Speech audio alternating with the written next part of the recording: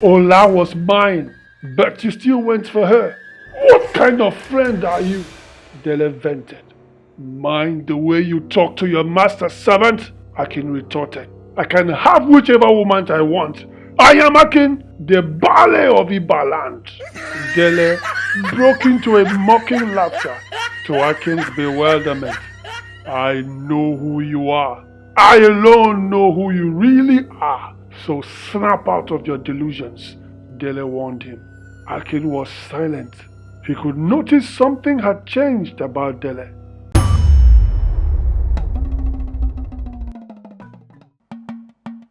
A long time ago, in a small beautiful village nestled in the heart of West Africa, there lived two friends, Dele and Akin, who came from humble beginnings.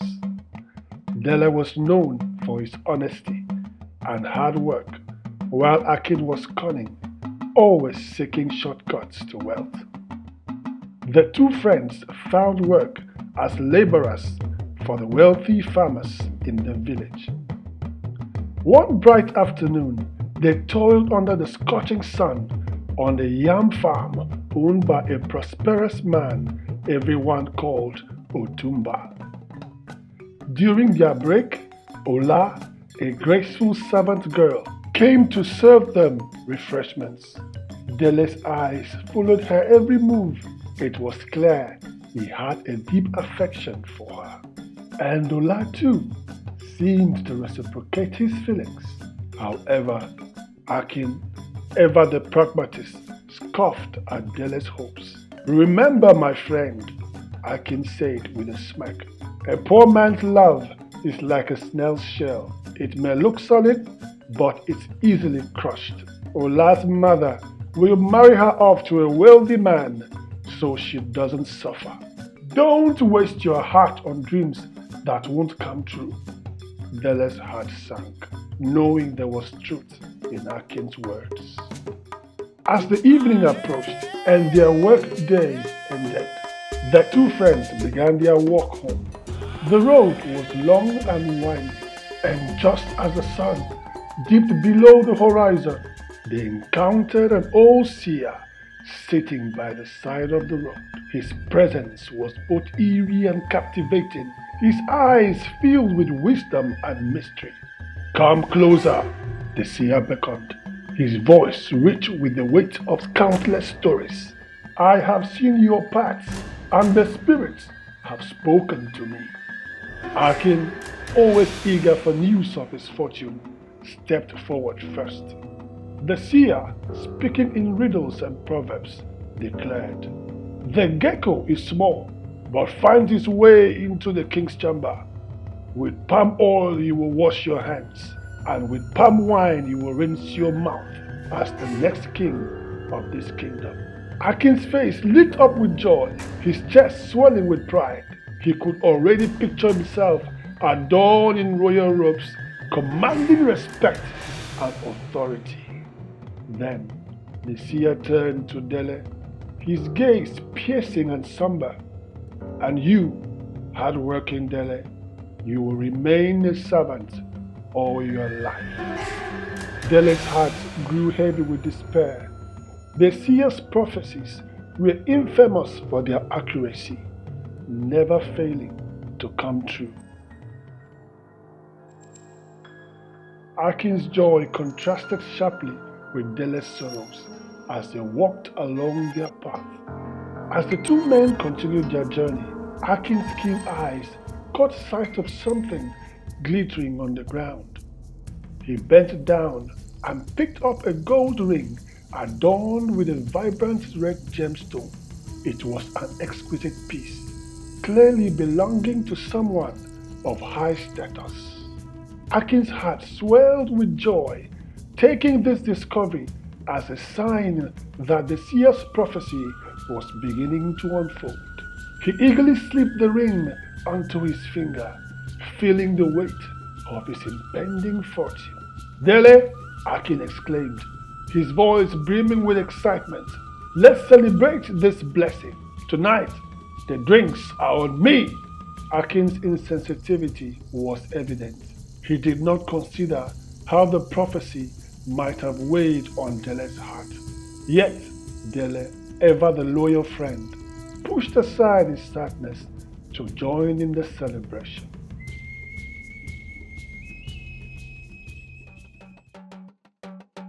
The two friends made their way to a lively drinking hut. As they settled down, Akin generously bought drinks for everyone, spreading his newfound joy. Amongst the patrons were wealthy travelers, their leader, Doku, being the most distinguished. Doku's eyes were drawn to the ring on Akin's finger. His eyes widened in astonishment. He hurried over to Akin. "Your ring is quite a unique one," said Doku, his voice a mix of awe and urgency. "Where did you get it?" Doku demanded. Akin, ever the smooth talker, replied without hesitation. "This ring? It has been with me for as long as I can remember. I must have been born with it." And Dele watched in amazement as Akin wove his lies effortlessly. Doku, overwhelmed with emotions, bowed his knees in gratitude to Ledumare. "We have found our master's lost son," he declared. Akin stared at him in confusion, but Doku quickly explained. "My master, Ajani, is the wealthy ruler of Ibatao. Many years ago, he lost his only son, and not a day passed without him longing for the boy. Now, he lies on his sick bed, fearing he may not survive. He sent me on a desperate search for his heir, and here you are." Akin's ears tingled. His eyes sparkled with excitement and greed. "What are we waiting for? Take me to my beloved father," he declared. Doku was elated, but Dele pulled Akin aside, his face etched with concern. "Akin, are you mad? You can't impersonate another man's son and deceive a dying man." Akin's eyes hardened. "Dele, are you trying to stop my prophecy from coming true? Can't you see how everything is falling into place? You can stay here in poverty if you wish, but I am destined for greatness." Without another word, Akin stormed off, following Doku towards what he believed was his destiny. Dele, torn between loyalty and morality, decided to follow his friend, not out of a desire for wealth, but to ensure Akin's safety.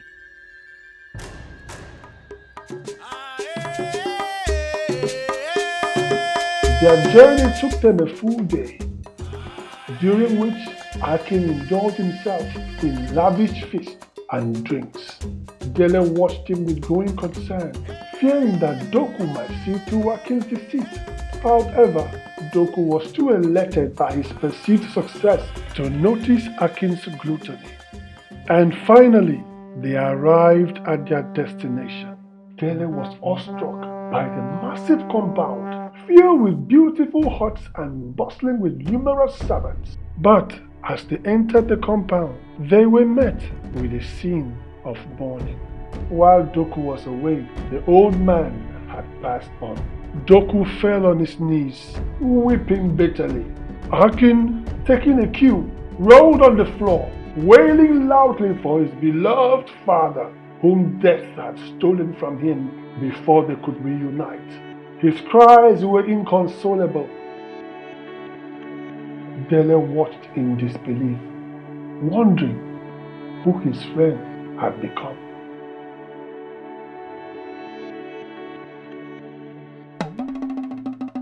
Weeks turned into months since the old ruler was laid to rest, and Akin had seamlessly taken his place as the new ruler, embraced by all as the long-lost son.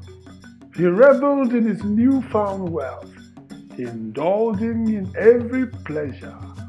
Dele, disheartened by the madness he witnessed, decided it was time to return home.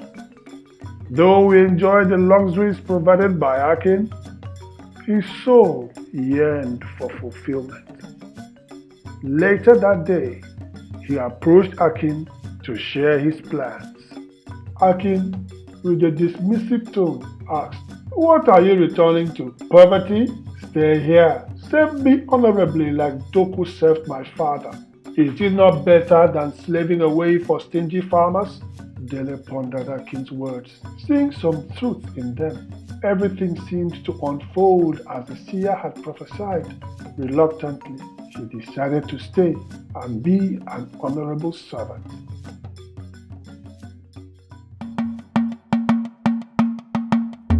Days later, Otumba's servants arrived with food supplies, gifts of friendship for the new ruler, Akin. Among them was Ola. When she saw Akin as the new ruler, she was filled with questions.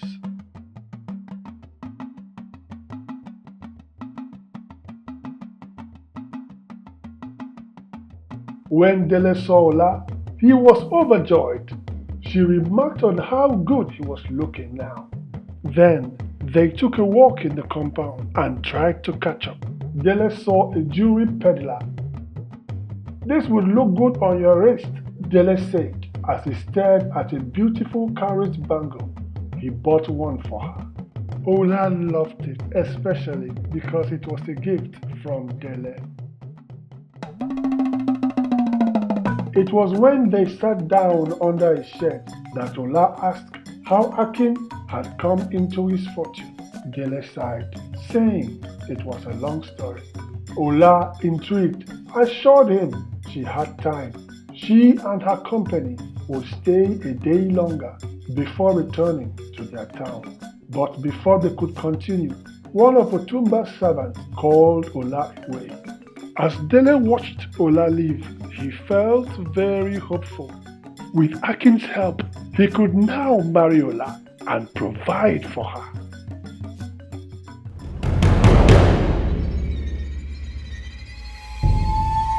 However, while Dele was busy building castles in the air, Akin had summoned Ola to his chambers. He had spotted her when her company arrived from Otumba. Ola was happy to see Akin too, but she was unaware of his true motives. Akin told her how much he loved her and how he had always loved her. Ola was shocked to hear him say all this, but he knew his best friend Dele was interested in her. Akin scoffed. Dele, the poor farm laborer. Just then, Dele had arrived outside Akin's chamber. He heard Akin talking to Ola, and he could even see them through the ajar door. Dele's heart pounded in his chest. Akin had put his arm around Ola, and he told her to forget about Dele. Dele is a poor man destined to be a servant all his life, Akin said. Wouldn't it be better if you married a rich ruler like myself, who is destined to be the next king of this kingdom? Ola frowned in surprise. Yes, Akin's words were true. His family was next in line to the throne, and he, being their heir, will be the next king, just as the seer prophesied. Dele was heartbroken where he stood, with tears in his eyes. This was the ultimate betrayal. How could Akin do this to him? He was supposed to be his best friend. Dele walked away in anger.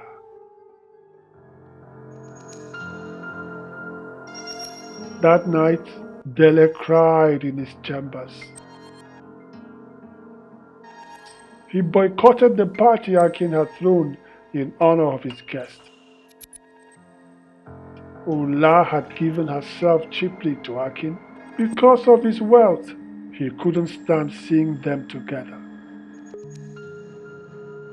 The gods seemed unfair, favoring a callous man over a compassionate one. Very early the next morning, Dele left the town with a sling bag on his shoulder. He would journey as far as his legs would take him, far away from heartbreaks and betrayals. It was noon when Dele rested under a tree. Then he heard people shouting and running excitedly towards the road. He stood up to look. he saw a merchant caravan passing. People cheered the name, Yaya, Yaya, Yaya. Yaya, the owner of the caravan, was formerly a slave who bought his own freedom and became the wealthiest merchant in the region. The caravan paused and Yaya threw gold coins to the crowd. Everyone scrambled for what they could pick, and then, in his usual manner, he addressed the people. Do not scramble for what people throw at you. If one works diligently, heaven will see and reward. His voice echoed in the silence.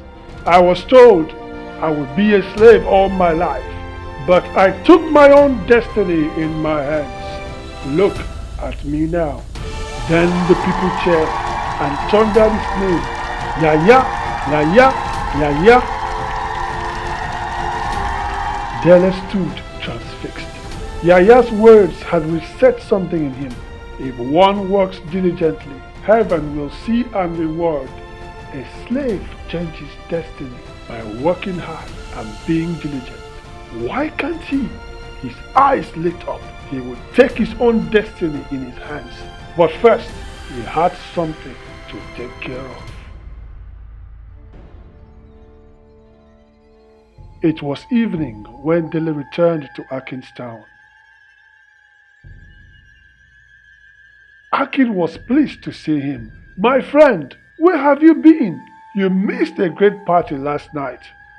I'm sure it was with Ola warming your bed, Dele said coldly. Akin felt awkward, being berated by his friend. Ola was mine, but you still went for her. What kind of friend are you? Dele vented. Mind the way you talk to your master's servant, Akin retorted. I can have whichever woman I want. I am Akin, the ballet of Ibaland. Dele broke into a mocking laughter to Akin's bewilderment. I know who you are. I alone know who you really are. So snap out of your delusions, Dele warned him. Akin was silent. He could notice something had changed about Dele. Now listen, I am going very far away from you and your delusions. You will give me 3 full bags of cowries to embark on my venture. Akin was infuriated. How dare this pauper try to blackmail him? How dare you? Akin spat. I could have you removed from this earth with a snap of my finger. And I could have you removed from this fairy tale life with a click of my tongue, Dele replied. Perhaps you would like us to have this conversation in front of Doku. I have nothing to lose, but Akin had everything to lose if there was any doubt about his identity. You will take the money and never show your face here again, Akin threatened him. Your face is the last I ever want to see again, Baba, Dele scoffed. Now go and get my money, Baba. I'm in a haste. Akin glared at Dele in anger. For the first time in many months, things had not gone his way. Then an evil smirk appeared on his face. Just so you know, Akin snared, I made her mourn all night. She said she'd rather be with a real man than with a servant. Akin sniggered, seeing the pains in Dele's eyes. He could have all the bags of money, but Dele knew he had lost this one.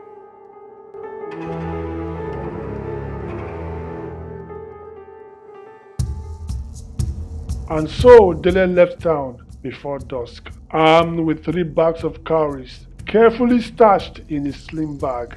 Let me see which useless prophecy will stop me in my quest for success, he muttered to himself. And so Dele journeyed for days, passing through many towns, including his own, determined to build a new life away from his past, far away from heartbreak and betrayal. He journeyed far across the kingdom. He controlled himself from wasteful spending. Yet, his kindness to the poor reminded him that he hadn't really changed. from the man he was. He even felt a pang of guilt for blackmailing his friend for money. After one more day's journey, Dele arrived at a small village called Uri. The people seemed peaceful, and he came upon a big field that looked like an abandoned farmland. At the end of the field, he found a farmhouse where an old woman, a childless widow, lived alone since her husband's death. Dele rented a room from her, and she was happy to finally have some company. Settling in, Dele lay on his bed, thinking his plans through. He would rent the farmland and start farming. The land was massive, so he'd plant many crops and hire many servants, paying them good wages. The plan sweetened his belly as he grinned on his bed. And then he wondered about Ola. How was she doing living with the treacherous Akin? She had broken his heart, but he still cared about her.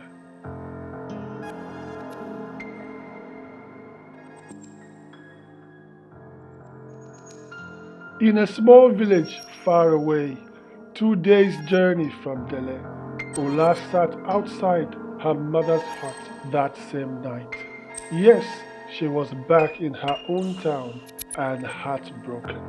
Dele had turned out to be a man she did not know he was. When Akin asked her out in his chambers, she had turned him down, letting him know her heart was with Dele. When she came outside, she searched everywhere but couldn't find Dele, not even at the party Akin had thrown for her company. She was now really worried. It was in the evening the next day that someone told her she had seen Dele leaving the compound with a sling bag. She rushed to the entrance of the compound but missed him. Confused, Ola went to ask Akin what was going on with Dele. Dele found out I was interested in you, Akin lied smoothly. He decided to trade you off to me for 3 bags of cowries and left town with the money. I don't believe you, Ola said in disbelief. Dele has always wanted to be rich, Ola. He saw his opportunity and took it, Akin insisted. Come and be my wife. I love you so much. But Ola left before he could finish. She couldn't believe it until Doku confirmed that Dele was indeed given 3 bags of cowries by his generous master. Heartbroken, she wept that night. Dele of all people, he even left without a word. He was indeed heartless. As Ola sat under the moonlight, the pain was still fresh in her heart.